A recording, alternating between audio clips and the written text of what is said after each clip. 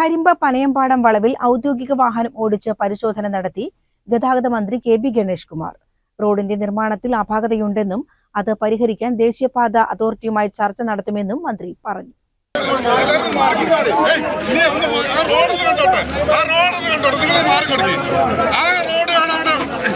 പനയമ്പാടത്തെ അപകടം നടന്ന സ്ഥലത്തെത്തി പരിശോധിച്ച് മന്ത്രി കെ.ബി. ഗണേഷ് കുമാർ നാട്ടുകാരുമായി നേരിട്ട് സംസാരിച്ചു.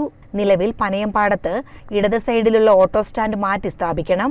റോഡിന്റെ വീതി കൂടിയ സ്ഥലത്ത് ഡിവൈഡർ സ്ഥാപിക്കണമെന്നും മന്ത്രി ഉദ്യോഗസ്ഥർക്ക് നിർദ്ദേശം നൽകി. പരീക്ഷ എഴുതി വീട്ടിലേക്ക് നടന്നു പോകുമ്പോൾ ലോറി ദേഹത്തേക്ക് മറിഞ്ഞ് 4 വിദ്യാർത്ഥികൾ മരിച്ചതിനെ തുടർന്നാണ് പനയമ്പാടം വളവിൽ മന്ത്രി പരിശോധന നടത്തിയത്. റോഡ് നിർമ്മാണത്തിൽ അപാകതകളുണ്ടെന്ന് മന്ത്രി പറഞ്ഞു. പ്രാദേശിക സാഹചര്യം മനസ്സിലാക്കാതെയാണ് പല റോഡുകളും നിർമ്മിക്കുന്നത്. പനയമ്പാടത്ത് വളവിൽ റോഡിന് നടുവിലെ വര മാറ്റി 2 മീറ്റർ അപ്പുറത്തേക്ക് ഡിവൈഡർ വയ്ക്കും. ഓട്ടോ സ്റ്റാൻഡ് ഇടതുഭാഗത്തേക്ക് മാറ്റും. റോഡിന്റെ പ്രതലം പരുക്കനാക്കും. വെള്ളക്കെട്ട് ഒഴിവാക്കാൻ നടപടി സ്വീകരിക്കും. റോഡിലെ തെന്നൽ മാറാൻ ദേശീയപാത അധികൃതരുമായി സംസാരിക്കുമെന്നും മന്ത്രി പറഞ്ഞു. അതായത് നിങ്ങൾ തന്നെ വണ്ടി ഓടിക്കാറിയാവുന്നവരൊന്ന് ഓടിച്ചു നോക്കണം. മേളിൽ താഴോട്ട്, അതായത് മുകളിൽ നിന്ന് വരുമ്പോൾ ഈ കയറ്റം കയറി ഇറങ്ങി വരുന്നിടത്ത് അവിടെ ഒന്നും കുഴപ്പമില്ല. ഈ കയറ്റം കയറി വരുമ്പോൾ ജംഗ്ഷനോട് അടുക്കുമ്പോൾ നമുക്ക് ഒരു ബേക്കറി, നൈസ് ബേക്കറി മുതൽ മുകളിലോട്ട് ഒരു ഓട്ടോ സ്റ്റാൻഡും ഒരു കാർ പാർക്കും ഉണ്ട്. അപ്പോൾ അവിടുന്ന് ഓടിച്ചു വരുന്ന ആളിന് സ്വാഭാവികമായിട്ടും വണ്ടി വലത്തോട്ട് പിടിക്കാനുള്ള ടെൻഡൻസി ഉണ്ട്. പിടിച്ചു വരുമ്പോൾ അവരെ തെറ്റു പറയാൻ പറ്റത്തില്ല. ഈ റോഡ് പണിതയുള്ളൊരു മിസ്റ്റേക്ക് എന്ന് പറയുന്നത്, നമ്മളിപ്പോൾ ഈ നിൽക്കുന്ന ഭാഗം, ഈ പോലീസ് വണ്ടി കിടക്കുന്ന കുഞ്ഞുങ്ങൾ അപകടപ്പെട്ട ഈ സ്ഥലത്ത് നോക്കുക. ഈ സൈഡ് നമ്മൾ നിൽക്കുന്ന ഭാഗം ഇത് യെല്ലോ വൈറ്റ് ലൈനാണ്. ഇതാണ് റോഡ് തുടങ്ങുന്നത്.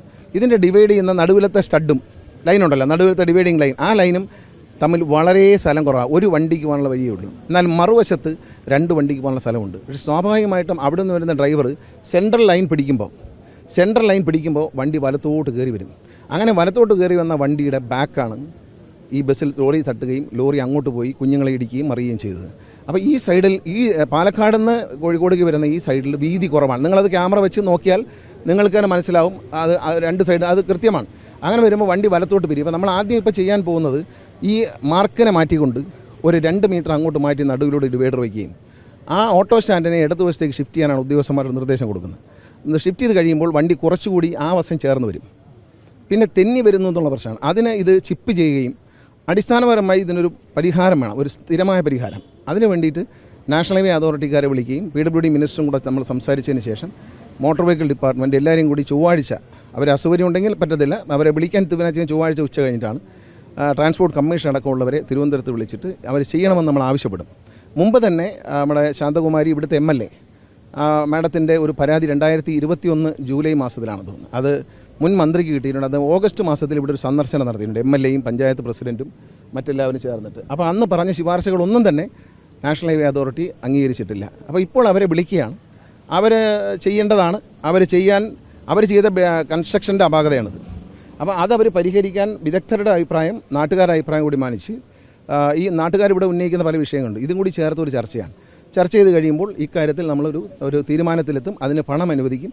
അവർ പണം അനുവദിക്കാൻ തയ്യാറായില്ലെങ്കിൽ ഒരാശങ്കയും നിങ്ങൾക്ക് വേണ്ട. സംസ്ഥാന സർക്കാരിൻ്റെ റോഡ് സേഫ്റ്റി അതോറിറ്റി ഫണ്ടിൽ നിന്നും ഈ പരിഷ്കാരങ്ങൾ നടപ്പാക്കാൻ ആവശ്യമായ പണം അനുവദിച്ചു തരും. ഇതിനെക്കുറിച്ച് ഇനി യാതൊരു വിവാദത്തിനും വഴിയില്ല. ഹൈവേ ആണ് ചെയ്യേണ്ടത്. ഹൈവേ, അതിനൊരു മാറ്റമില്ല. ഹൈവേയുടെ ശ്രദ്ധയിൽ ഇന്ന് തന്നെ ശ്രീ കൃഷ്ണൻകുട്ടി മിനിസ്റ്റർ, കൃഷ്ണൻകുട്ടി സാർ, അദ്ദേഹം കളക്ടറേറ്റിൽ ഒരു യോഗം ചേർന്നു. അതിൽ അവരോട് ആവശ്യപ്പെട്ടിട്ടുണ്ട്. അതുകൂടാതെ ട്രാൻസ്പോർട്ട് മിനിസ്റ്റർ എന്നുള്ള നിലയിൽ ഞാൻ അവരോട് ആവശ്യപ്പെടും. അവരത് അംഗീകരിച്ചില്ലെങ്കിൽ, പണമില്ല എന്ന് വല്ലതും പറയുകയാണെങ്കിൽ അടിയന്തരമായി റോഡ് സേഫ്റ്റി അതോറിറ്റി യോഗം ചേർന്ന് പണം ഇവിടെ മാത്രമല്ല, ഇവിടെയും മുണ്ടൂർ ഞാൻ മടങ്ങി വരുന്ന വഴിക്ക് ജനങ്ങളിലൊരു പരാതി ഉണ്ടായിരുന്നു. അവിടെ ഒരു റൗണ്ട് ആക്കണം എന്നൊക്കെയാണ്.